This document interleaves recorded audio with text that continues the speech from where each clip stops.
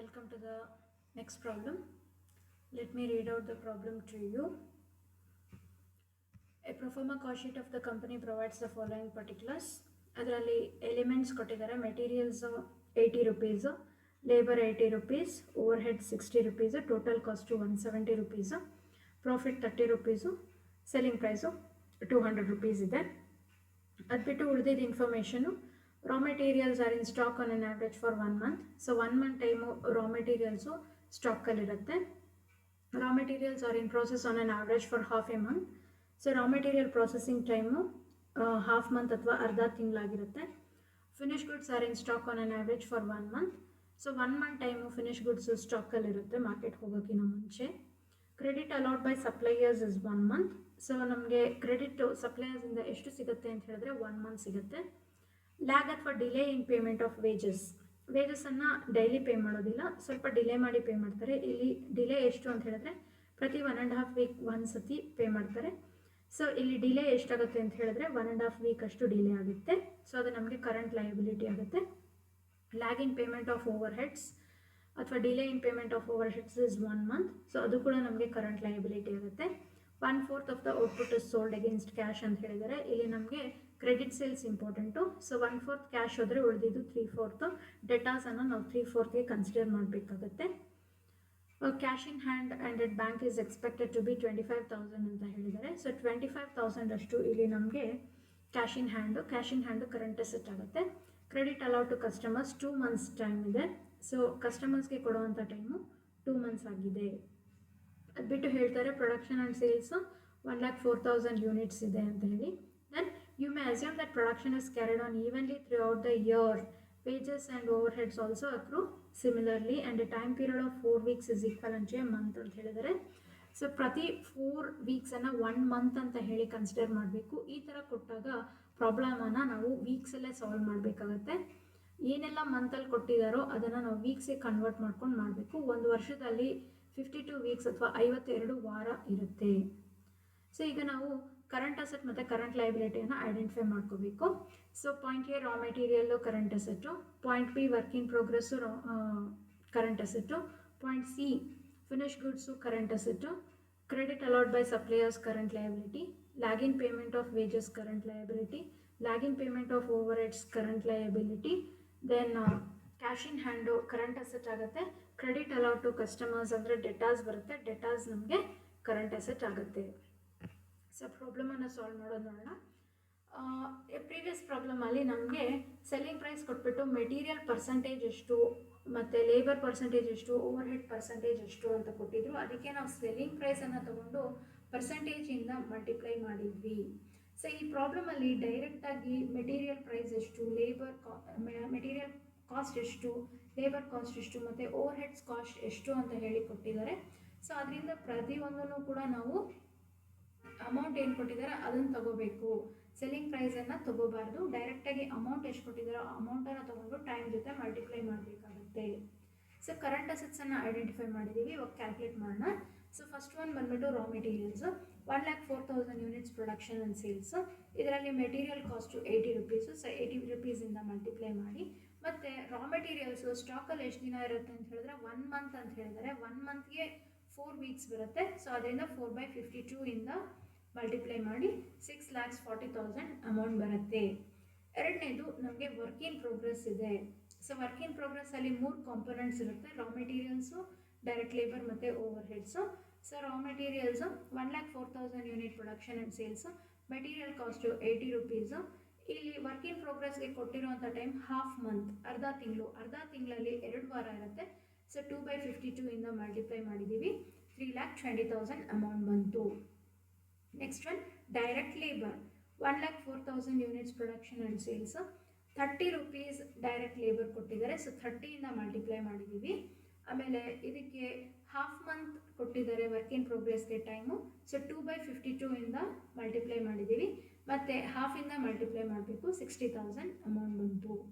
Next over heads 1,04,000 units production and sales, 60 rupees ಇಲ್ಲಿ ನಮಗೆ over head cost ಆಗುತ್ತೆ. 60ಇಂದ multiply ಮಾಡಿದ್ದೀವಿ. ಹಾಫ್ ಮಂತಲ್ಲಿ 2 weeks ಇರುತ್ತೆ.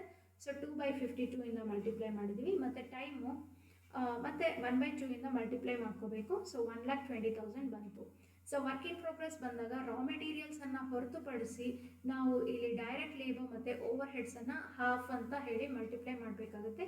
ಯಾಕೆ ಅಂತ ಹೇಳಿದ್ರೆ ಈಗ ಕರೆಂಟ್ ಪೀರಿಯಡಲ್ಲಿ ಅರ್ಧ ಅಥವಾ ಅಟ್ ಪ್ರೆಸೆಂಟ್ ಅರ್ಧ ಅಮೌಂಟನ್ನು ಇನ್ಕರ್ ಮಾಡ್ತೀವಿ ಲೇಬರ್ ಕಾಸ್ಟ್ ಅಥವಾ ಓವರ್ ಹೆಡ್ ಕಾಸ್ಟು. ಉಳಿದಿದ್ದು ಫಿನಿಶ್ ಆಗೋಷ್ಟರಲ್ಲಿ ನಾವು ಇನ್ಕರ್ ಮಾಡ್ತೀವಿ, ಅದಕ್ಕೆ ನಾವು ಅರ್ಧ ತಗೋಬೇಕಾಗತ್ತೆ. ಸೊ ಇದನ್ನು ಮರಿದಂಗೆ ತಗೋಬೇಕು. ಕೆಲವು ಪ್ರಾಬ್ಲಮ್ಸ್ ಅಲ್ಲಿ ಡೈರೆಕ್ಟಾಗಿ ಈ ಪರ್ಸಂಟೇಜನ್ನು ಕೊಟ್ಟಿರ್ತಾರೆ, ರಾ ಮೆಟೀರಿಯಲ್ಸ್ 100% ಕಂಪ್ಲೀಟ್ ಅಂತ ಕನ್ಸಿಡರ್ ಮಾಡಿ, ಮತ್ತು ಲೇಬರ್ಗೆ ಓವರ್ ಹೆಡ್ಸ್ಗೆ ಅವರೇ ಒಂದು ಪರ್ಸಂಟೇಜನ್ನು ಕೊಟ್ಟಿರ್ತಾರೆ, ಆ ಪರ್ಸಂಟೇಜನ್ನು ನಾವು ಹಾಕಬೇಕಾಗತ್ತೆ. ಕೊಟ್ಟಿಲ್ಲ ಅಂತ ಹೇಳಿದ್ರೆ ಡೈರೆಕ್ಟಾಗಿ ನಾವೇನೇ ವರ್ಕ್ ಇನ್ ಪ್ರೋಗ್ರೆಸ್ಸಲ್ಲಿ ಲೇಬರ್ ಮತ್ತು ಓವರ್ ಹೆಡ್ಗೆ ಹಾಫ್ ಅಂತ ಹೇಳಿ ಮಲ್ಟಿಪ್ಲೈ ಮಾಡಬೇಕಾಗುತ್ತೆ. ಮೂರನೇ ಕರೆಂಟ್ ಅಸೆಟ್ ಬಂದ್ಬಿಟ್ಟು ಫಿನಿಶ್ ಗುಡ್ಸ್. ಸೊ ಫಿನಿಶ್ ಗುಡ್ಸಲ್ಲಿ 3 ಕಾಂಪೋನೆಂಟ್ಸ್ ಇರುತ್ತೆ: raw material cost, labour cost ಮತ್ತು overhead cost.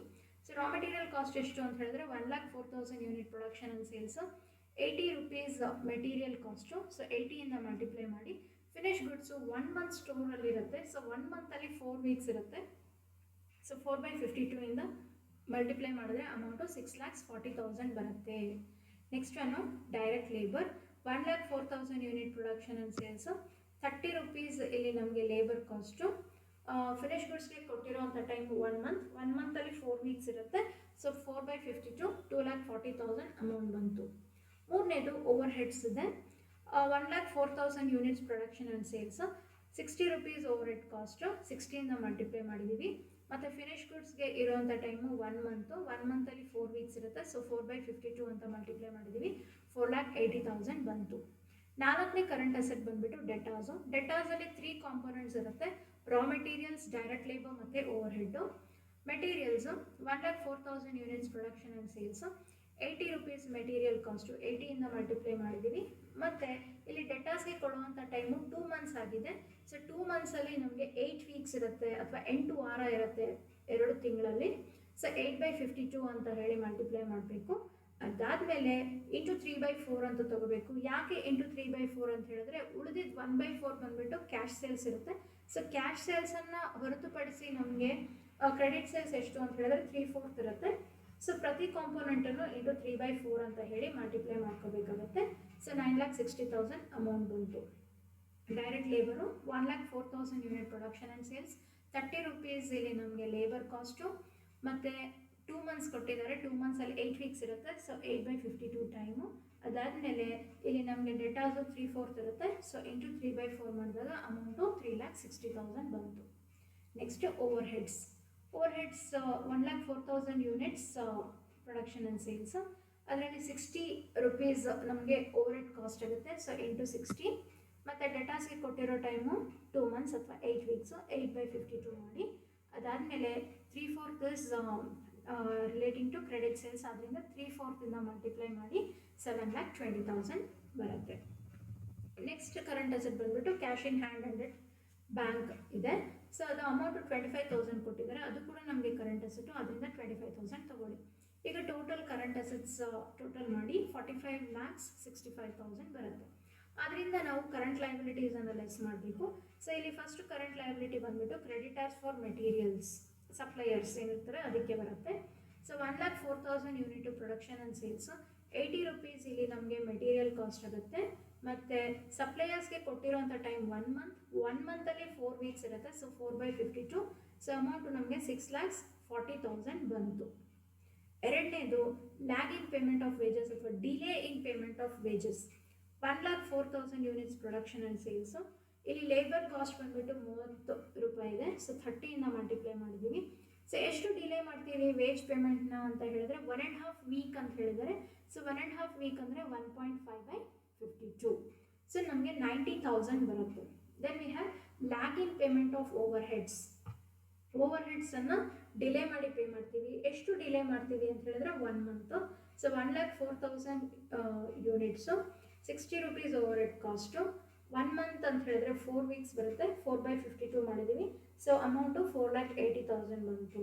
So total current assets ಎಷ್ಟು ಅಂತ ಹೇಳಿದ್ರೆ 12,10,000 ಇದೆ. ನೆಟ್ ವರ್ಕಿಂಗ್ ಕ್ಯಾಪಿಟಲ್ ಏನು ಅಂತ ಹೇಳಿದ್ರೆ current assets minus current liabilities ಇದೆ. ಸೊ ಅದು ನಮಗೆ 33,55,000 ಬಂತು. ಸೊ ಈ ಪ್ರಾಬ್ಲಮಲ್ಲಿ 1 ವೀಕ್ ಅಥವಾ 1 month is equal to 4 weeks ಅಂತ ಕೊಟ್ಟಿದ್ದಾರೆ. ಸೊ ಅದರಿಂದ ಪ್ರತಿಯೊಂದನ್ನು ಕೂಡ ಮಂತಲ್ಲಿ ಏನು ಕೊಟ್ಟಿದ್ದಾರೆ ನಾವು ಅದನ್ನು ವೀಕ್ಸ್ಗೆ ಕನ್ವರ್ಟ್ ಮಾಡ್ಕೊಂಡಿದ್ದೀವಿ. ಮತ್ತು 1 ವರ್ಷದಲ್ಲಿ 52 ವಾರ ಇರೋದ್ರಿಂದ ಎಲ್ಲವನ್ನೂ ಕೂಡ 52ಇಂದ ಡಿವೈಡ್ ಮಾಡಿದ್ದೀವಿ. ಅದಾದಮೇಲೆ ಕಾಲ್ ಭಾಗದಷ್ಟು ಕ್ಯಾಶ್ ಸೇಲ್ಸ್ ಇದೆ ಅಂತ ಹೇಳಿದರೆ, ಸೊ ಉಳಿದಿದ್ದು 3/4 ನಾವು ಡೆಟಾರ್ಸ್ಗೆ ತಗೊಂಡಿದ್ದೀವಿ. ಅದಾದಮೇಲೆ ಇಲ್ಲಿ ನಮಗೆ ಡೈರೆಕ್ಟಾಗಿ ಮೆಟೀರಿಯಲ್ ಕಾಸ್ಟು, ವೇಜ್ ಕಾಸ್ಟು ಅಥವಾ ಓವರ್ ಹೆಡ್ ಕಾಸ್ಟನ್ನು ಕೊಟ್ಟಿದ್ದಾರೆ. ಆದ್ದರಿಂದ ಪ್ರತಿಯೊಂದನ್ನು ಕೂಡ ಅಮೌಂಟನ್ನು ಹಾಕ್ಕೊಂಡು ಫೈನಲ್ ಅಮೌಂಟನ್ನು ನಾವು ಕ್ಯಾಲ್ಕುಲೇಟ್ ಮಾಡಿದ್ದೀವಿ. ಇಲ್ಲಿ ನಾವು ಸೆಲ್ಲಿಂಗ್ ಪ್ರೈಸ್ ತಗೊಂಡು ಪರ್ಸೆಂಟೇಜ್ ಹಾಕೋ ಅವಶ್ಯಕತೆ ಇಲ್ಲ. ಯಾಕೆ ಅಂತ ಹೇಳಿದ್ರೆ ಡೈರೆಕ್ಟಾಗಿ ನಮಗೆ ಪ್ರತಿಯೊಂದು ಕಾಂಪೋನೆಂಟ್ ಕಾಸ್ಟ್ ಎಷ್ಟು ಅಂತ ಹೇಳಿ ರುಪೀಸಲ್ಲಿ ಕೊಟ್ಟಿದ್ದಾರೆ. ಅದರಿಂದ ಡೈರೆಕ್ಟಾಗಿ ನಾವು ಮಲ್ಟಿಪ್ಲೈ ಮಾಡ್ಕೋಬೇಕಾಗುತ್ತೆ. ಇಷ್ಟನ್ನು ಮಾಡಿದ್ರೆ ನಮಗೆ ನೆಟ್ವರ್ಕಿಂಗ್ ಕ್ಯಾಪಿಟಲ್ ಎಷ್ಟು ಅಂತ ಹೇಳಿ ಸಿಗುತ್ತೆ. Thank you.